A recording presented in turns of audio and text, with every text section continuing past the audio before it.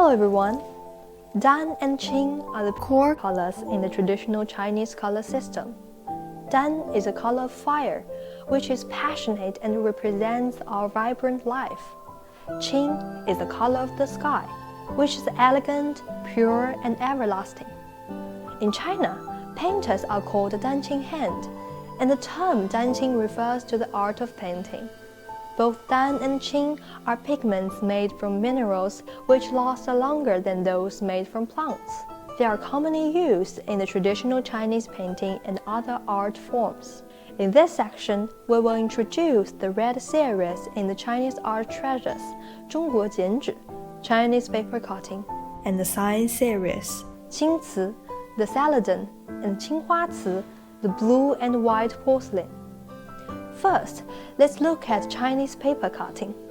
Here are two works of paper cutting. Which one do you think is a Chinese one? You can guess immediately that the red one is Chinese. Yes, red is a major color of Chinese paper cutting, but we also have other colors too, like these ones. But I think you can still tell them apart. Paper cutting in European and American countries is more realistic and is another form of painting. Chinese paper cutting is more abstract, combining many good things and a blessing in a single work. For example, in this work of paper cutting, fish and lotus flowers grow together in the water, which is quite realistic. And the fish also grow together with the hibiscus flowers and calabashes which grow on land. What's more, there are some boat-shaped gold ingots too. Lotus flowers, hibiscus flowers, calabashes, and gold ingots represent harmony, splendor, happiness, and fortune respectively.